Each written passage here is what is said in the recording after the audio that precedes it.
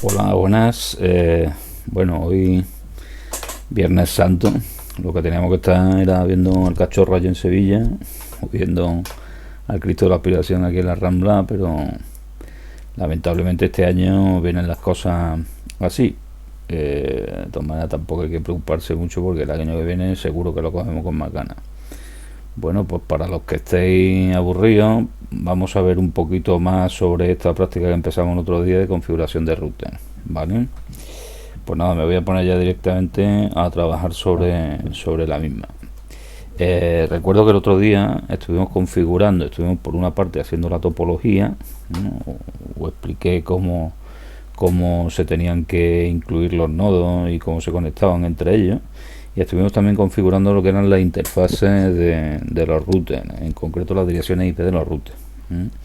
En esta sesión la idea es cubrir los apartados 3 y 4 de la práctica y dejar ya para la última sesión todo lo que tenga que ver con el enrutamiento estático. En concreto, en esos apartados 3 y 4, pues básicamente lo que se pide es que se dé una poquita de seguridad a lo que son los routers, en el sentido de que no se permita entrar a quien no tenga las credenciales oportunas para ello. O sea que vamos a proteger la entrada a los routers con una contraseña, lo cual es una cosa que, como sabéis, es bastante simple. Y por otra parte, pues en el apartado 4 se va a configurar un servicio básico, que es un servicio de HSP destinado fundamentalmente a que los routers entreguen parámetros de red a los que son los clientes que tienen conectados en alguna de sus interfaces, ¿vale? Bueno, pues vamos a empezar. El otro día lo dejé por aquí. Si recordáis, pues más o menos esta fue la topología que estuve montando el otro día, que si le echáis un vistazo al PDF de la práctica, pues es esta parte de aquí. Lo que voy a hacer es completar esta parte de aquí abajo, la que corresponde a la red 4. Es decir, voy a añadir este switch, voy a añadir este PC virtual y lo voy a interconectar para empezar a trabajar con ellos. Y ya empezaremos a ver cómo me puedo conectar yo, pues, con un equipo que tenga Winbox a algún router de MikroTik para configurarlo. Una vez que haya hecho eso, pues empezaremos a configurar lo que hemos dicho tanto en el router de Cisco como en el router de MikroTik. Luego vosotros lo que tenéis que hacer es extrapolar lo que yo haga aquí, evidentemente, al resto de los routers de la topología. Pues yo lo voy a hacer solo en esta parte de aquí, ¿de acuerdo? Pues nada, siguiendo, como digo, la topología esta de aquí, vamos a añadir un nuevo switch. Recuerdo que los switches se emulaban con la emulación de iOS sobre Linux, y en este caso vamos a coger un switch de capa 2, que son los que vamos a utilizar en toda esta práctica. A este lo vamos a llamar S4 y voy a dejar la configuración por defecto en cuanto a NVRAM y a RAM y listo. Perdón, se me ha olvidado, como ya sabéis, IF no reconoce si esto es un router o es un switch, porque es una emulación a través de Linux. Tanto, si yo quiero tener un icono asociado a un switch, pues lo tengo que elegir yo, ¿vale? Así que edito el nodo y aquí tenemos mi switch 4. El icono en realidad es simplemente para verlo mejor, no tiene tampoco ningún propósito funcional. Ahora añadimos un nuevo PC, que recuerdo que lo tenéis al final, en Virtual PC. Este se va a llamar PC4. Pues ya tenemos el PC4 aquí. Y habilitamos la unión tal y como viene en la topología. En concreto del PC, pues lo voy a conectar a la boca Ethernet 01 del switch. Pues nada, conecto de aquí, de la tarjeta de red, la boca Ethernet 01 del switch. Recuerdo que por defecto los switches que se implementan con esa emulación tienen grupos de interfaces de 4 en 4. En este caso, como solo he añadido un grupo, pues tengo esas 4 interfaces disponibles, ¿de acuerdo? Pues nada, tengo la conexión hecha. A continuación, del S4 hasta el router de MikroTik se conecta de la Ethernet 00 a lo que sería la Ethernet 1, el router de MikroTik. Pues conecto de aquí desde la SN00 a la Ethernet 1, el router de MikroTik ya está ahí, y el equipo de administrador, que recuerdo que es un Kali, pues se va a conectar desde la tarjeta de red a la E02. Pues nada, conectamos desde la E0 a la E02. Ya tenemos la topología de esa parte de abajo implementada. Bueno, pues nada, vamos a empezar a configurar lo que hemos dicho en los dos routers. Vamos a hacerlo en un router de Cisco y vamos a hacerlo en un router de MikroTik. Pues encendemos el router de Cisco. El otro día creo que llegamos a configurar lo que era el nombre y una dirección IP, no sé si era de esta interfaz, ahora lo veremos. Entro en el router. Como veis, está arrancando directamente, ya no me pide si quiero hacer la configuración inicial, por el hecho de que el otro día ya se configuraron algunas cosas y se guardaron en lo que era la startup, la memoria NVRAM, la memoria de arranque. Y bueno, pues cuando termina de arrancar, como veis, aquí tengo el PROM del router. De momento el router no está protegido. O sea, esto es lo que emula, cuando yo he picado aquí, lo que emula es un acceso por consola. De hecho, creo que el router tiene también por defecto habilitado un servidor de Telnet, de manera que cualquiera que tenga la posibilidad de conectarse remotamente a esa interfaz que yo tengo configurada, pues podría entrar en el router sin que le pidiera absolutamente ninguna contraseña. O una vez que configuremos el acceso mediante SSH, si yo no le digo al router que me tiene que pedir unas credenciales para entrar, pues cualquiera se puede conectar remotamente también a cualquiera de las interfaces que yo tenga configurada y podría entrar sin especificar ninguna contraseña. Eso evidentemente no se puede consentir, entonces estaríamos facilitando mucho el trabajo de alguien que quiera toquetear donde no tiene que toquetear.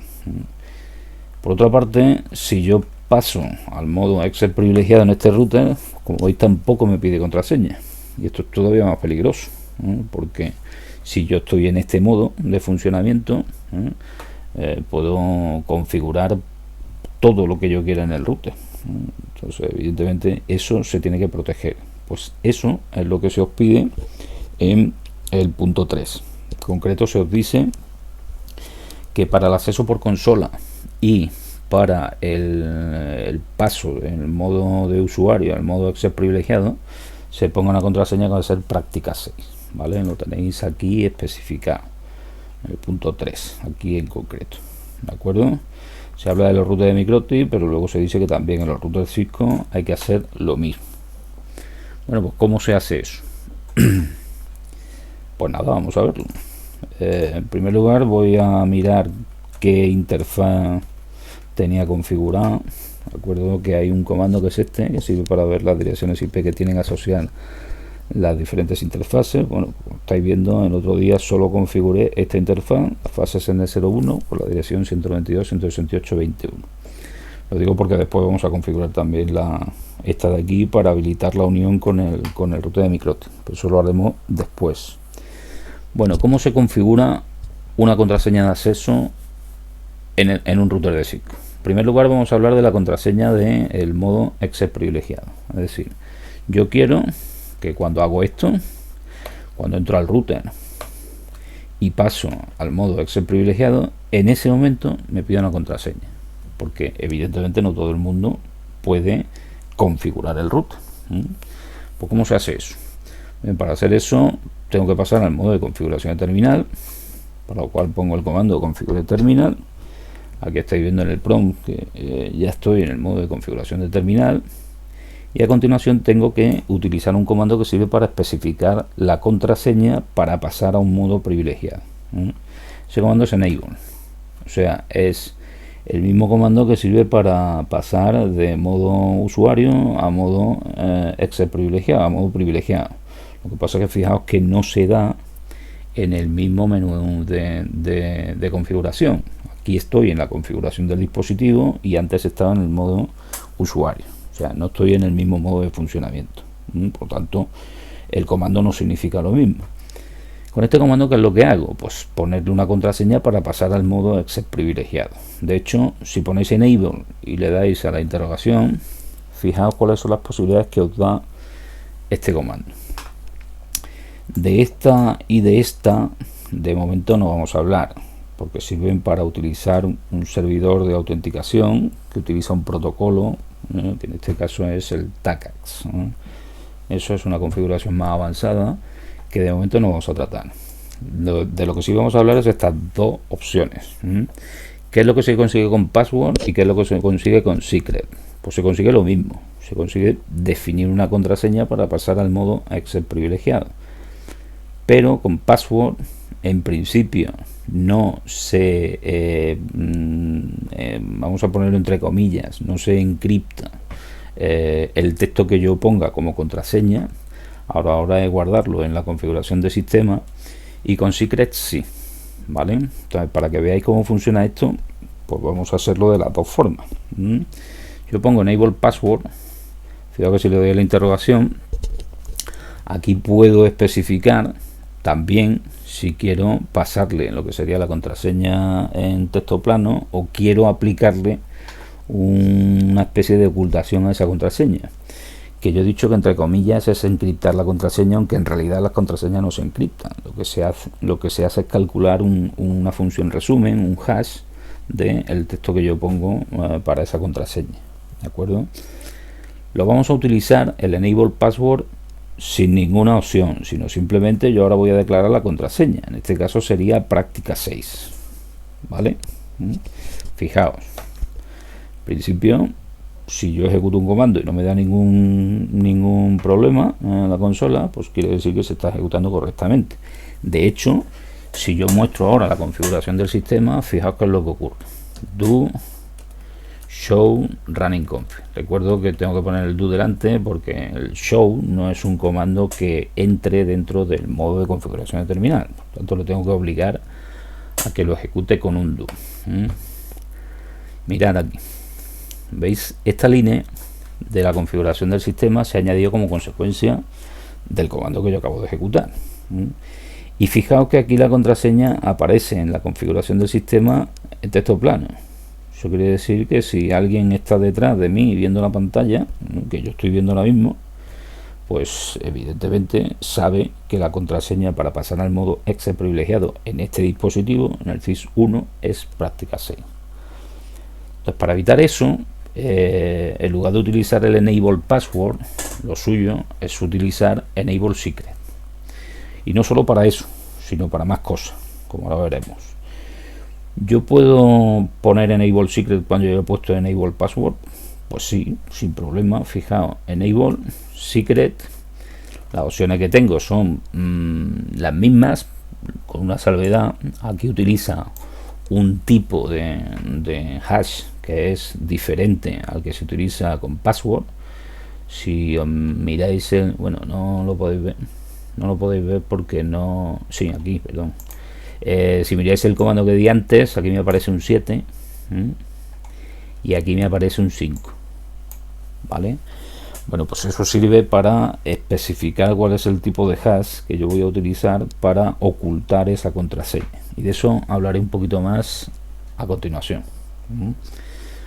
Bueno, si yo no pongo nada en principio y pongo la contraseña, en este caso no voy a poner práctica 6, porque si pongo práctica 6 me va a decir que ya está sin nada. Fijaos, si yo pusiera enable secret práctica 6, me dice que no puedo utilizar la misma contraseña que he puesto en el comando anterior de enable password, ¿vale? Pero si pongo práctica 7, para que veáis la diferencia, fijaos que no he especificado absolutamente nada, y sin embargo en este caso la opción por defecto es que me calcula el hash de la contraseña, y eso es lo que me guarda en la configuración del sistema. Vamos a verlo. Si muestro de nuevo la configuración del sistema, fijaos, aquí tengo el enable password con la contraseña en texto plano, y aquí tengo el enable secret con la contraseña oculta, y oculta con un hash que ponen aquí de tipo 5, ¿de acuerdo? Ahora hablaremos un poquito más sobre ese hash. En este caso, ¿cómo entro yo al modo Access privilegiado. Es decir, ¿qué contraseña vale? ¿Esta o esta? ¿O valen las dos? Bueno, pues no valen las dos, vale la que es más segura. Y en este caso la que es más segura, como ahora veremos, es esta. Por lo tanto, la contraseña que prevalece en este caso es esta. Vamos a probarlo. Fijaos, si yo me salgo del router, entro otra vez. Para entrar no me pide contraseña porque todavía no he configurado la contraseña para entrar por consola, pero cuando quiero pasar al modo Access privilegiado me pide una contraseña. ¿Qué pongo? ¿Práctica 6 o práctica 7? Pues fijaos, si pongo práctica 6 os vais a tener que creer que yo ahora escribo práctica 6, pero lo estoy escribiendo, no me deja entrar. Cuando lo hagáis vosotros en casa lo probáis. Sin embargo, si pongo práctica 7, que es la que he definido como Enable Secret, sí que me deja entrar. O sea, siempre tiene prevalencia en ese caso la que haya declarado como Enable Secret, porque es una contraseña mucho más segura. Si yo quitara la contraseña de Enable Secret, ¿cómo se hace eso? Pues fijaos, si yo le digo que no quiero tener una contraseña con Enable Secret, si muestro ahora la configuración del sistema, me va a salir solo el Enable Password que yo tenía declarado. Pues bien, en ese caso, como es la única que hay declarada, yo sí que para entrar en el dispositivo en modo Access privilegiado tendré que proporcionar la única contraseña que hay, práctica 6, ¿de acuerdo? En este caso sí me deja entrar. Y no vale práctica 7, porque no existe práctica 7. Pero en el caso de que yo tenga un Enable Secret o un Enable Password, siempre tiene preferencia el Enable Secret, ¿vale? Otra cosa relacionada con eso. Supongo que recordaréis, y si no, pues os lo recuerdo, que hay un servicio en los routers de Cisco y en los dispositivos en general de Cisco, en los switches también, que me permiten hashear las contraseñas que yo tengo en texto plano. Precisamente para proteger el hecho de que me lo puedan ver mientras que yo estoy configurando el dispositivo. Es decir, ahora mismo, si miro la configuración del sistema, como veis, yo tengo aquí en texto plano la contraseña habilitada para pasar al modo Access privilegiado. Bien, pues si me voy a la configuración de terminal, recuerdo que había un servicio que se llama Password Encryption, que lo que hace es recorrer toda la configuración del sistema y aquellas contraseñas que estén en texto plano, o sea que se vea cuál es la contraseña, pues le pasa el hash MD5 y guarda ese hash en la configuración del sistema, de manera que me oculta un poco lo que es la contraseña en sí. Fijaos, cuando yo lo ejecuto, en el momento que yo pongo esto, ese servicio ya se está ejecutando continuamente. Y si yo guardo la configuración del sistema en la configuración de arranque, en la startup config, la próxima vez que arranque el router, el servicio está funcionando también. O sea, todas las contraseñas que yo ponga en texto plano se le va a pasar el hash y se va a guardar en realidad el hash MD5 de esa contraseña.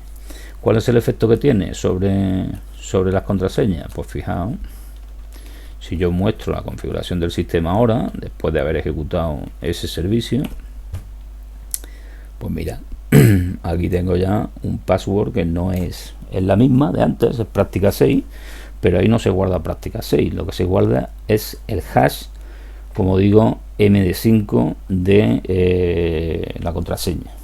Los alumnos de segundo de informática que han estudiado conmigo cosas que tienen que ver con criptografía, pues saben el uso que se le daba a las funciones de hash. Saben que las funciones de hash, digamos que son unidireccionales, es decir, es una función que se le aplica una entrada y solo genera una salida que siempre es única en función de las condiciones que se le apliquen como parámetros de entrada, y además al revés no se puede, no se aplica la función. Por lo tanto, digamos que es una manera de conseguir una vía de ocultación directa, sin que yo pueda volver hacia atrás, sin que pueda aplicar el algoritmo en el sentido contrario. Entonces, las funciones de hash normalmente se utilizan para comprobar la integridad de ficheros. De hecho, si os descargáis algo por internet y demás, veréis que generalmente colgando del fichero que os descargáis tiene un chorro de numeritos que es el hash de ese fichero. Eso sirve para comprobar cuando yo me lo descargo que no me estoy descargando una cosa distinta de la que tienen colgada en el servidor. Funciones de hash también se utilizan mucho para lo que son los procesos de firma electrónica y demás, y como digo, sirven para verificar la integridad de la información que se manda, porque aunque el archivo ocupe muchísimo, ocupe gigas, yo le calculo una función de hash y eso tiene un tamaño fijo, que es un resumen que yo hago sobre eso y que además es unívoco.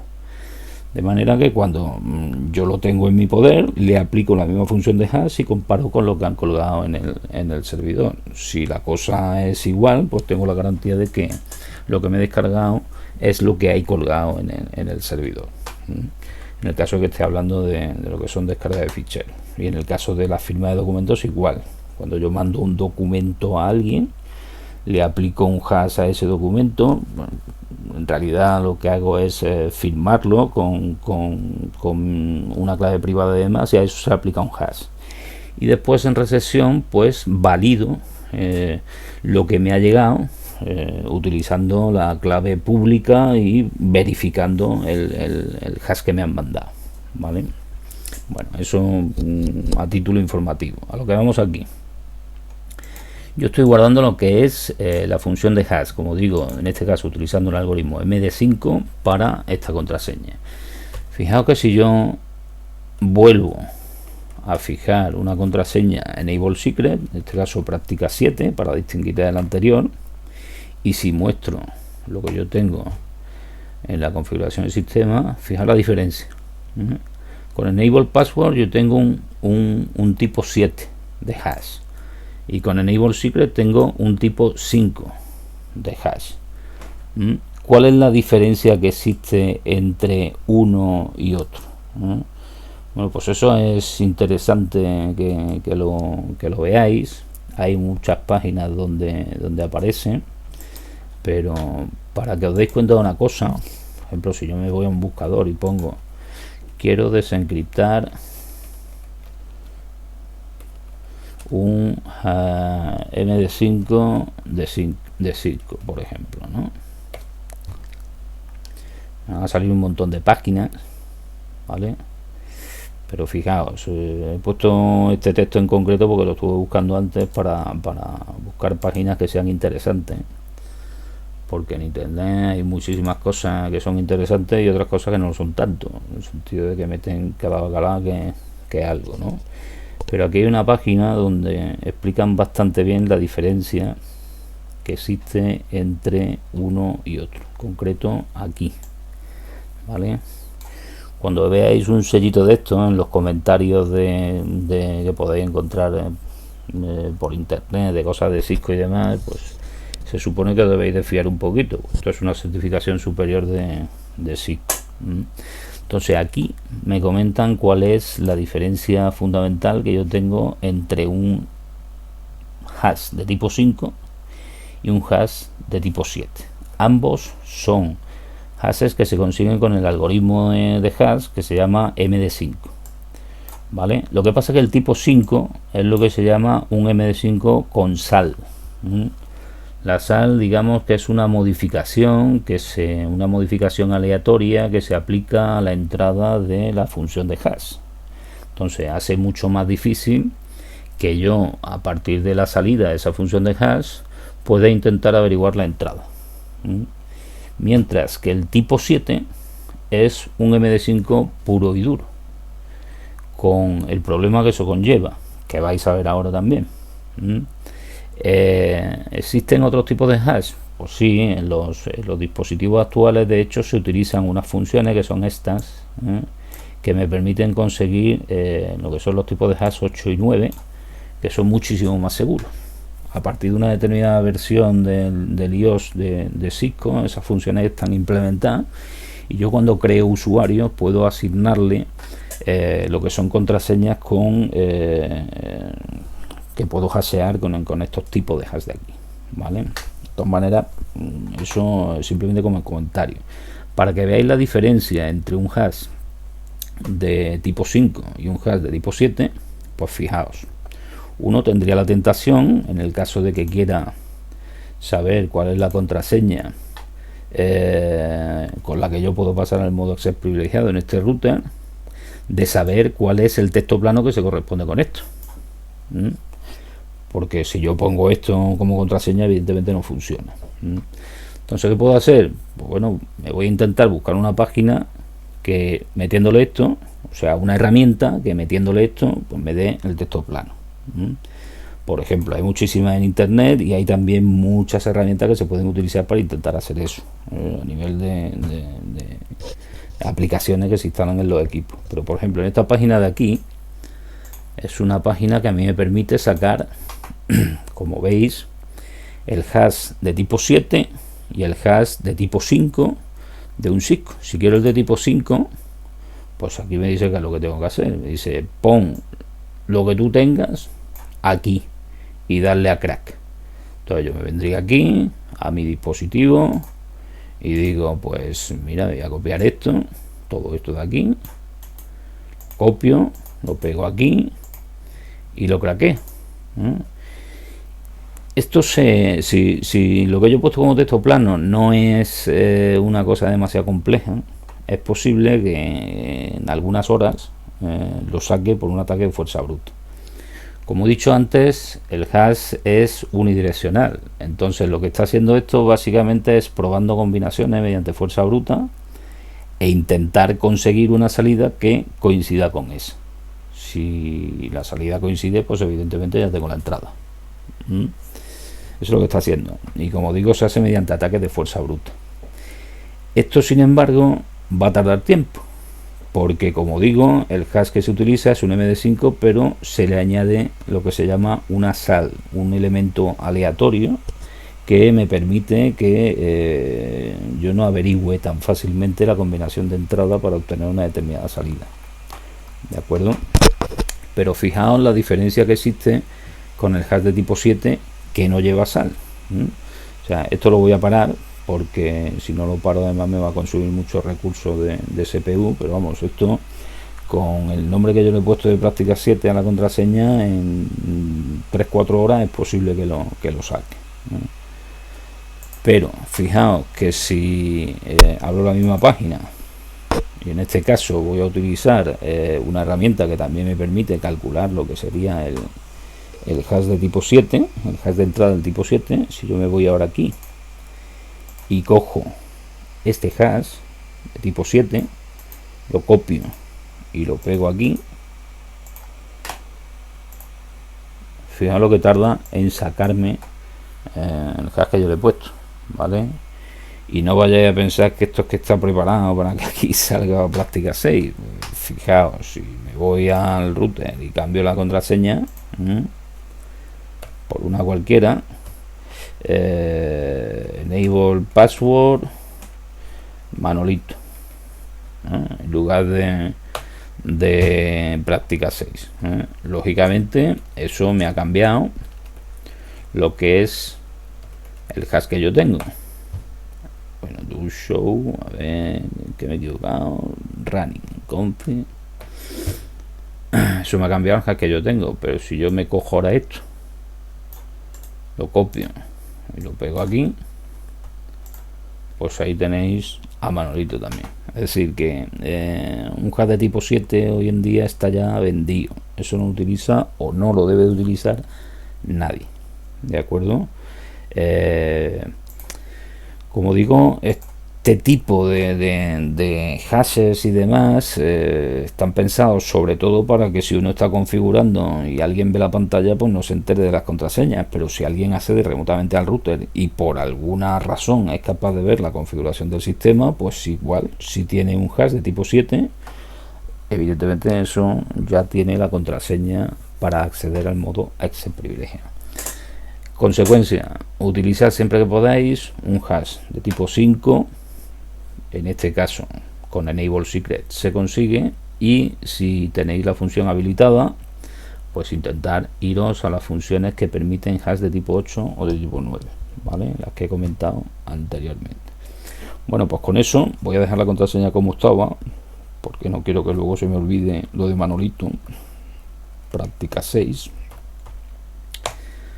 Pues con eso, como digo, ya tenemos configurado el modo Access privilegiado. De hecho, para dejarlo como se tiene que quedar, voy a no utilizar en Enable Password y voy a poner como Enable Secret práctica 6. Recuerdo que tenía antes práctica 7, ¿vale? Sí, ahora mismo ya para entrar en el modo Access privilegiado en este router tengo que poner la contraseña práctica 6, que es lo que me piden en la práctica. Bueno, en la práctica me piden también que para entrar en modo consola también me pidan esa misma contraseña. ¿Eso cómo se configura? Pues fijaos, si yo muestro lo que sería la configuración del sistema, al final de todo, esto de aquí, estas son las líneas que normalmente se tienen en un router de Cisco para poder acceder a él de cara a su configuración. Tengo lo que es la línea de consola, que es lo que se está emulando cuando yo pico, cuando yo hago un doble clic aquí, lo que me hable es una consola. O sea, sería similar a conectar un cable al router y conectarme por el cable de consola, ¿vale? Luego tengo también una línea auxiliar, que ese tiene un funcionamiento similar a la línea de consola. Eso que se utilizaba normalmente para conectarse al router a través de un módem. Esto de aquí es lo que me proporciona lo que se denomina un acceso fuera de banda hacia el router. Es decir, yo necesito de alguna manera una conexión física al router, o estar sentado delante de, o conectarme remotamente a través de un módem, pero no estoy utilizando una red para poder acceder al router, ¿vale? Luego, sin embargo, tengo también la posibilidad de utilizar un acceso que se llama en banda a través de lo que son las interfaces virtuales del router, que en el caso de los routers de Cisco, pues tengo 5 líneas disponibles como interfaces virtuales, de la 0 a la 4. Esto es lo que me va a habilitar para yo poder acceder remotamente al router a través de una red, que es lo que se hace tradicionalmente. De hecho, en la topología esta que os presento aquí, pues yo lo que voy a intentar conseguir es, estando sentado aquí en este equipo, que es el equipo del administrador, pues poder configurar remotamente todos los routers. Y para eso, evidentemente, no me voy a mover de sitio cada vez que yo quiera configurar un router diferente, sino que voy a aprovechar que tengo conexión a través de la red para conseguirlo. Y como ya veremos, eso se hará habilitando un servicio SSH para que esa conexión sea segura. ¿De acuerdo? Bien, pues lo que me están pidiendo en este caso, en el ejercicio 3, es configurar lo que sería el acceso por la línea de consola. Es decir, que me pida una contraseña para acceder por la línea de consola, para acceder fuera de banda. Que si yo me siento en el router y le conecto un cable, pues simplemente por conectarle un cable no pueda entrar en el router sin que me pida una credencial. Entonces la credencial que vamos a configurar es la credencial más simple, que es ponerle simplemente una contraseña. ¿Cómo se hace eso?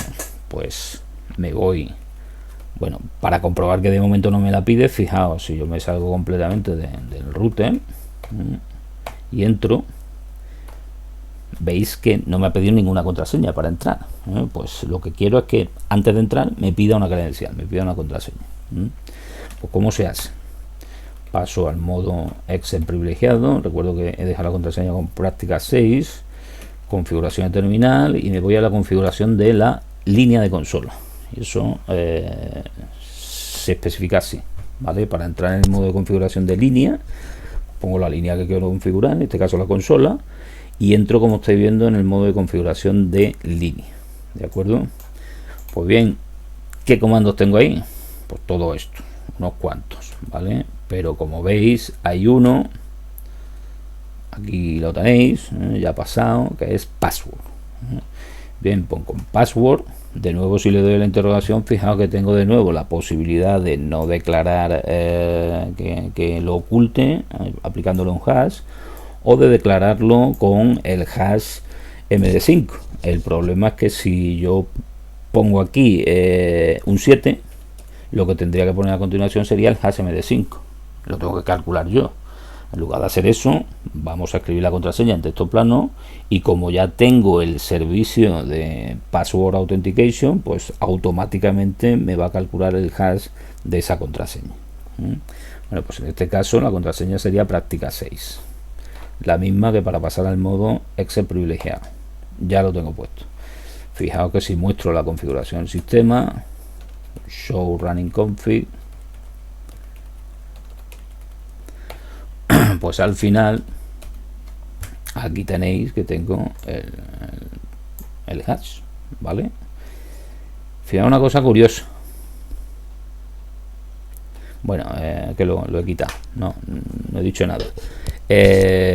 Antes tenía también práctica 6 como enable password aquí, y es muy posible, o seguro, que el numerito que me saliera aquí no sea lo mismo que el numerito que me sale aquí.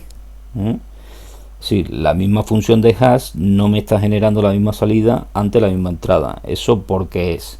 Pues porque la entrada en concreto no es solo el texto que yo le pongo, sino también la línea a la que se lo aplico. Entonces por eso me generan resultados diferentes, aunque la contraseña sea la misma. Bueno, pues ya definí una contraseña para entrar por la consola, pero fijaos, de momento, si yo me salgo completamente del dispositivo y vuelvo a entrar, sigue sin pedirme la contraseña. Bueno, la contraseña está definida, pero yo no le he dicho al sistema que me la pida. Entonces, para decirle al sistema que me la pida, lo que tengo que hacer es precisamente eso, decirle que me la pida. ¿Cómo se hace? Configuración de terminal, me voy otra vez a la configuración de la consola, y aquí existe un comando que es este, que es con el que yo le estoy diciendo al router que me pida esa contraseña que yo tengo declarada, ¿vale? Creo que el comando admite una modificación que es login local. Con login local lo que le voy a decir es que me admita a los usuarios que yo tenga creados en el router. Como de momento no tengo ningún usuario creado, no voy a poner login local, voy a poner simplemente el login. Y con eso lo que le estoy diciendo es que me pida la contraseña que yo he configurado para la consola. Es decir, si muestro nuevamente la configuración del sistema, pues lo que me va a pedir el sistema es la contraseña correspondiente a esta. Fijaos que aquí ya tengo un login, pues me va a pedir la contraseña correspondiente a este hash. Pues vamos a verlo. Me salgo completamente del dispositivo. Si ves que algunas veces pongo en lugar de exit, en sirve para irse directamente al modo exit privilegiado. Con exit lo que hago es salir de la del último menú de configuración en el que me haya metido, del último modo en el que me haya metido, ¿vale? Si pongo exit, me salgo completamente del router, y si le doy, veis, me pide que necesito especificar una contraseña. Bueno, pues la contraseña es práctica 6, ¿vale? Cuando la especifico, pues entro sin problema en el router, ¿de acuerdo? Más cosas. También me piden en la práctica, en el apartado 3 también, que en los routers de Cisco se programe un banner de advertencia cuando se acceda al router, que diga prohibido el acceso no autorizado a este dispositivo. Un banner es, pues eso, un banner, es decir, un mensaje de advertencia. Simplemente no tiene mayor problema que eso. Quiero decir que por un mensaje de advertencia es posible que si alguien quiere entrar en un dispositivo de este tipo para configurarlo para lo que sea, pues un mensaje de advertencia no lo detenga. Pero en determinados países es muy importante, por ejemplo en Estados Unidos, es muy importante que se configure eso, porque en el caso de que no se configure, se sobreentiende que yo no he tomado las medidas oportunas para advertir a quien quiera entrar en ese router que no puede hacerlo, en ese router o en ese switch. Entonces es necesario poner un mensaje de advertencia para luego cubrirse la espalda de cara a los efectos legales que tiene el acceso no permitido a un dispositivo. Aquí en España no sé cómo está la legislación en ese sentido, pero como se trata de poner simplemente un mensajito, pues bueno, no está nunca de más ponerlo, ¿vale? Como digo, si un malo quiere entrar para jodernos la marrana en el router, pues a ese malo posiblemente el mensaje se la traiga al pairo. Pero si lo cogen luego, pues a efectos legales se le puede decir, oye, es que aquí tenías un mensaje donde se te especificaba claramente que tú no podías entrar en este dispositivo. Bueno, pues ¿cómo se hace eso? Me voy al router, de nuevo entro en el modo Access privilegiado. Toda la configuración del dispositivo se tiene que hacer a través del modo Access privilegiado, configuración de terminal, y aquí tenemos un comando que es el banner mod. Con ese comando lo que yo hago es especificar pues una advertencia para cuando yo accedo al dispositivo. Lo de mod viene de message of the day. Tanto cuando yo entro al dispositivo, para configurarlo me salto directamente. ¿Cómo funciona? Bueno, pues tengo que utilizar algún carácter y meter el texto que yo quiero que configure el banner entre ese carácter. O sea, yo utilizo normalmente el signo de dólar porque aquí en España el signo de dólar no suele aparecer en lo que son los mensajes que yo pongo. Tanto si pongo ahora prohibido el acceso no autorizado,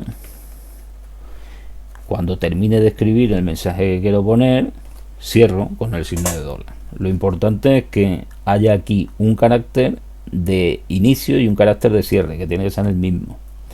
Y evidentemente no debe de ocurrir que ese carácter esté dentro del mensaje, porque entonces se cortaría justo donde aparezca ese carácter. Es decir, si yo aquí, por ejemplo, le pusiera un dólar, pues el mensaje sería prohibido el acceso a, y lo demás no lo computa. Tanto tengo que utilizar caracteres de inicio y de cierre que no aparezcan en el mensaje que quiero configurar. Bueno, pues cuando lo configuro, fijaos el efecto que tiene eso. Me salgo completamente del dispositivo y cuando vuelvo a entrar, ¿veis? Aquí me aparece lo que sería el banner que yo he configurado. ¿Vale? Pues nada, entro de nuevo, me he equivocado, la password, práctica 6, y ya tengo configurado mis contraseñas de acceso por consola, mi contraseña para pasar al modo Access privilegiado y el banner. Eso es lo que tenéis que hacer en los dos routers de la topología que son de Cisco. Es decir, es lo que tenéis que hacer en este router, tal y como lo he hecho yo, y en este router, tal y como lo he hecho yo. ¿Vale? Vamos a ver ahora cómo se hace eso en un router de Microti. Antes de que se me pase también, hay un comando que es interesante que lo pongáis en los dispositivos de Cisco, que es este. Es un comando de configuración de terminal, que es este, domain lookup. ¿Vale? Este comando de aquí, no IP domain lookup, lo que se hace es evitar que en el caso de que yo me equivoque metiendo comandos, el router lo interprete como que quiero buscar, digamos, un nombre de dominio asociado a ese comando y se tire un rato pensando, intentando buscar una respuesta de algún servidor DNS que le dé la dirección IP correspondiente a ese nombre de dominio. Entonces, si pongo este comando, pues directamente no voy a habilitar la búsqueda en un servidor DNS. En consecuencia, si me equivoco escribiendo un comando y le doy al intro, pues no me voy a tener que tirar un poquito de tiempo. Eso, como sabéis, en el Packet Tracer, cuando ocurre, uno le da la flechita que las cosas vayan más rápido y lo soluciona, ¿no? También hay una combinación de teclas, no recuerdo ahora mismo, que me permite salirme de esa búsqueda. Pero bueno, es más fácil desactivar esa posibilidad. Y luego otro comando interesante, sobre todo para la consola, para la línea de consola, es este, login synchronous. Con eso lo que voy a conseguir es que si empiezan a saltar mensajes de logs a través de la consola, si yo estoy escribiendo un comando, no me interrumpa en la búsqueda de ese comando. Es decir, que me aparezcan los mensajes de logs, pero que yo pueda seguir escribiendo el comando sin perder lo que ya he visto antes. ¿vale? No sé si habéis fijado antes que cuando yo levantaba una interfaz o cuando hacía algo sobre una interfaz y demás, empezaban a salir mensajes de logs, y si estaba escribiendo un comando parece que se perdía lo que estaba escribiendo. Bueno, pues con el login synchronous evito eso y veo en todo momento lo que estoy escribiendo. Luego eso siempre es conveniente que lo utilice también asociado a la línea de consola, ¿de acuerdo? Bien, pues dicho eso, otra cosa fundamental es que una vez que hayamos configurado cosas en el router, si queremos seguir teniéndolas cuando yo arranque de nuevo el dispositivo, pues tengo que copiarme la configuración del sistema en la startup config, ¿vale? En la NVRAM, en la memoria flash, que contiene una copia de la configuración del sistema para trasladarla a lo que sería el arranque del dispositivo. Porque si no, todo lo que hemos hecho, si yo apago el router y luego lo enciendo, no va a estar. Bueno, pues vamos a ver cómo hacemos eso en el router de Microtik. Pues nada, vamos a encender el router de Microtik. En realidad vamos a encender toda esta parte de aquí, porque vamos a conectarnos al router de varias formas para que lo veáis, ¿no? Entonces esto lo voy a arrancar también.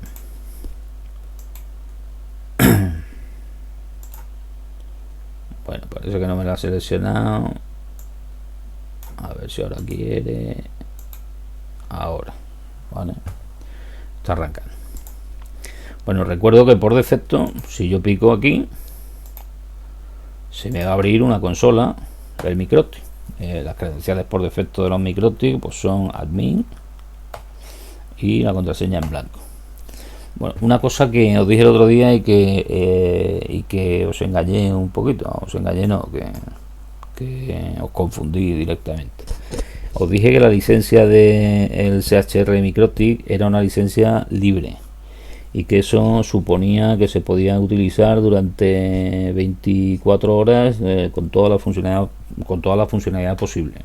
Bueno, no es exactamente así, ¿vale? Y para que lo veáis, me voy a ir a la página de Microtik donde me habla de lo que son las licencias del CHR.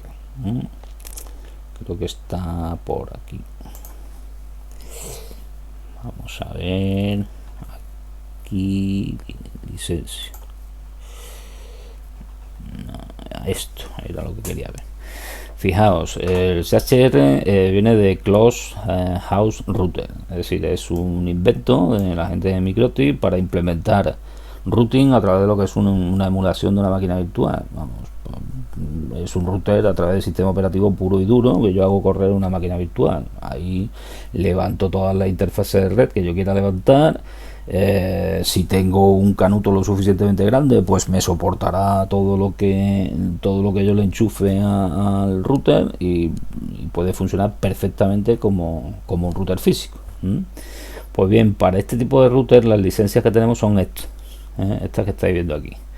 La licencia que viene habilitada por defecto es esta, free, que como veis puedo hacerlo prácticamente todo sin pagar nada, pero tengo la limitación de que las interfaces que yo configure en el router van a funcionar como mucho a 1 megabit por segundo.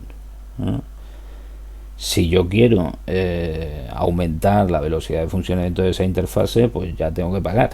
Entonces fijaos que con una licencia de $45 puedo configurar interfaces de hasta 1 gigabit por segundo. Esta licencia solo se paga una vez, no hay que renovar continuamente como ocurre con el tema de Cisco, que cada vez que vaya a implementar algo pues tiene que pagar. Si quiero tener enlace de 10 gigabits por segundo pago 95, y si no quiero tener limitación de velocidad en esos enlaces pues pago $250 una sola vez, como digo, ¿vale?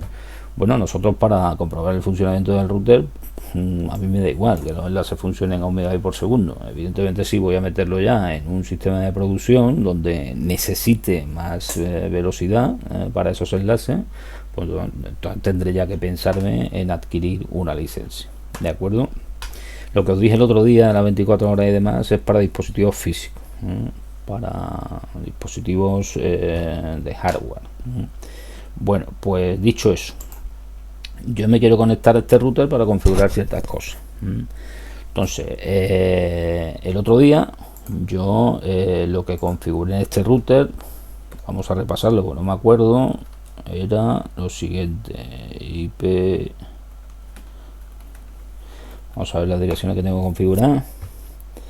Bueno, pues tengo solo configurada esta interfaz con la dirección 10.4.4.1.30.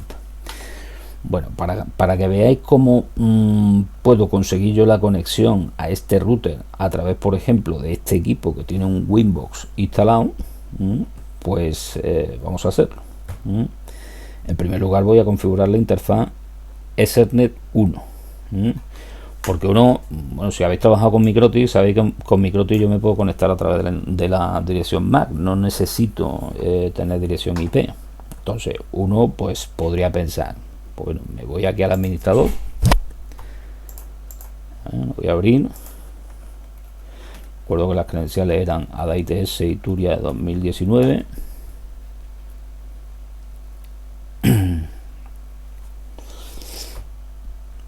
Evidentemente, en este caso, la única conexión que tengo ahora mismo activa es la que viene por defecto, que está como DHCP, pero yo no tengo ningún servicio de DHCP todavía activo en el router, luego no voy a obtener evidentemente ninguna dirección. De hecho, si abro una terminal y trato de ver la dirección que tengo, pues no tengo ninguna dirección. Para el ETH0 no tengo ninguna dirección IP. Sabéis que Microtik me dice que, bueno, yo me puedo conectar utilizando la MAC, para lo cual lo único que tengo que hacer es ponerle yo una dirección manual, que no tiene además por qué coincidir con la dirección que tenga el router configurado. De hecho, el router no tiene de momento ninguna dirección IP en la interfaz Ethernet 3. Es decir, lo que me dice Microtik es que me voy a crear una nueva conexión para no tocar esta, porque esta luego la utilizaré para lo que es la reserva. Si yo me creo aquí una conexión, que la voy a llamar MIC3, porque me voy a enchufar al MIC3, concreto a la interfaz ETH3 era, no, a la ETH1, la interfaz ETH1 de MIC3, pues le digo, la conexión la voy a llamar así, es un nombre simplemente que le doy, y le pongo una dirección IP manual. Le puedo poner la que quiera, pero bueno, ya que sé en la red que va a funcionar, le voy a poner una en la red correspondiente. Vamos a poner la 40-200, por ejemplo, porque para este equipo voy a hacer una reserva de la 100 para que no coincida. Aquí en Linux, en los clientes de Linux, en el net, no me acuerdo cómo se llamaba esta utilidad, pero aquí me permiten poner la máscara de su red en formato con el /24, ¿vale? Es decir, especificando directamente el número de bits que me constituye la dirección de red. También puedo poner 255, 255, 255, 0. Y como puerta de enlace le voy a poner la que tendrá el router, que de momento no la tiene, porque no se la he puesto, ¿vale? La 192, 168, 41. Voy a guardar y cojo esa configuración que acabo de hacer. De hecho, me lo ha cogido automáticamente. Fijaos que si yo miro la dirección IP que tengo,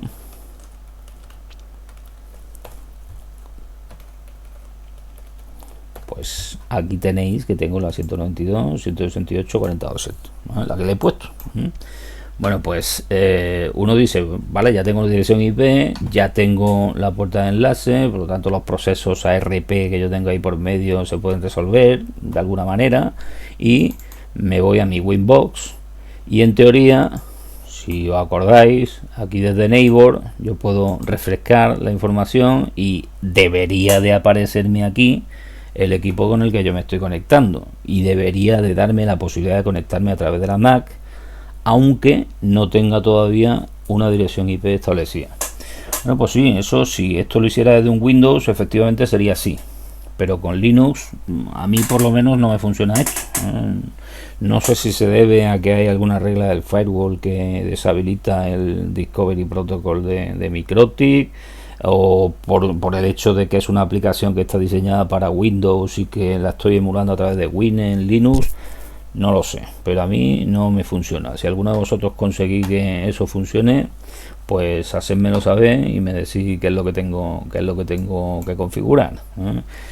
Yo de momento, para conectarme con un Linux a un router de MikroTik, lo tengo que hacer siempre con dirección IP. Pero como en este caso yo le puedo poner una dirección IP, pues sé cómo hacerlo a través de consola, pues lo que vamos a hacer es, le voy a poner una dirección IP a esta interfaz. En concreto le voy a poner la que tiene que tener, la 192.168.41, y con eso pues ya me conecto directamente con el Winbox, ¿vale? Porque este equipo va a estar en esa red también. Pues nada, vamos a hacerlo. Me voy al router de MikroTik y le pongo una dirección IP. Recuerdo, esto lo hicimos el otro día, que es IP address add. Address, la dirección que le voy a poner, 192.168.40.1. Tengo que definir la máscara de su red con la que voy a trabajar, 255.255.255.0. El otro día puse también el network, pero en realidad no es necesario, porque os dije que eso está incluido en lo que sería la máscara de su red. De hecho, hoy no lo voy a poner. Y lo que sí es completamente necesario es definir la interfaz sobre la que aplico eso, que en este caso es la interfaz Ethernet 1. Ya tengo la dirección IP configurada. Vamos a ver que efectivamente ya tiene la dirección IP configurada. Fijaos, veis, lo de network lo ha cogido automáticamente porque evidentemente lo interpreta a través de la máscara de su red. Bueno, pues en este caso yo tengo que esta interfaz está en la 192.168.41. En MikroTik no es necesario levantar la interfase y este equipo está en la 192.168.40.200. ¿Está en la misma red? Sí, por tanto puede hacer un ping. Vamos a comprobarlo. Yo me vengo aquí. Si le intento hacer un ping a la 192.168.41, pues como veis me responde, ¿vale? Porque lo que tiene en medio es un switch, que el switch no lo he tocado, simplemente lo he arrancado. Y ya os dije el otro día que los switches de Cisco y todos los switches pues por defecto tienen todas sus interfaces levantadas, ¿no? En consecuencia, pues ahí estáis viendo que tengo conexión con ese equipo. Y como tengo conexión con ese equipo, pues ya me puedo venir al Winbox, porque ya sé la dirección IP que tiene la interfaz del router de MikroTik al que me quiero conectar, que es 192.168.41, con las credenciales admin y el power en blanco. Le doy a connect y ya me conecto con el Winbox, que es lo que nosotros hemos estado trabajando fundamentalmente en clase. Y bueno, es bastante más sencillito de utilizar que acordarse de todo lo que son los comandos de consola. Bueno, pues ¿qué puedo configurar aquí?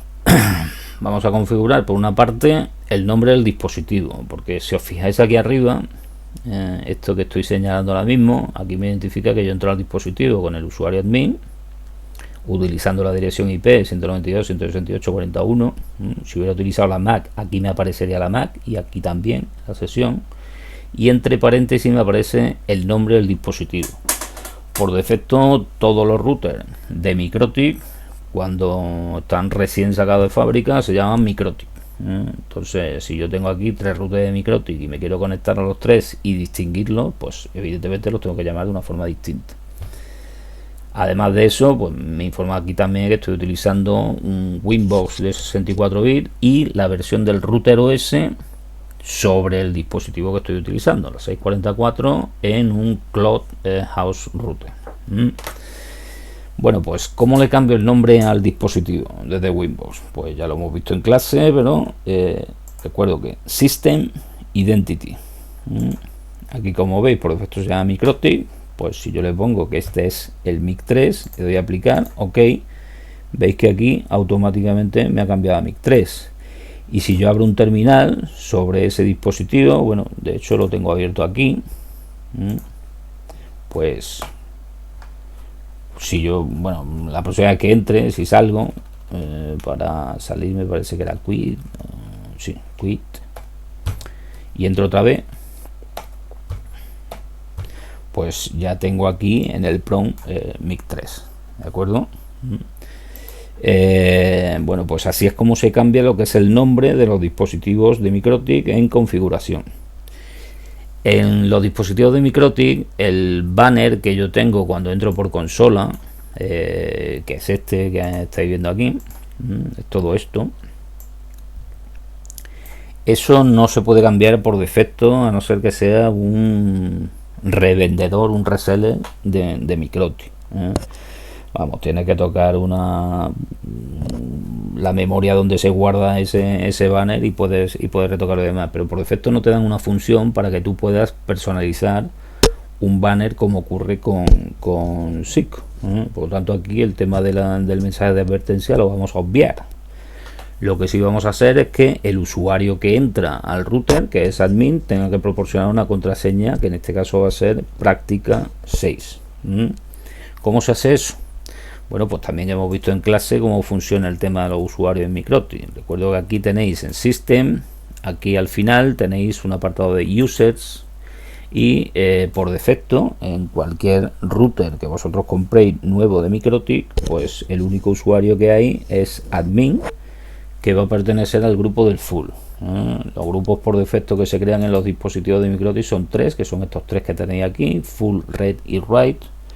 El de full lo puede hacer todo, como estáis viendo, tiene habilitados todos los permisos. El de red, pues lógicamente no puede escribir ni tampoco puede utilizar servicios como FTP o editar políticas o utilizar una herramienta que se llama Dude, el tío, que supongo que en alguna práctica veremos cómo funciona. Y en write pues puede también escribir la configuración, pero por ejemplo no puede editar políticas, ni puede utilizar FTP, ni puede utilizar esa aplicación que hemos comentado.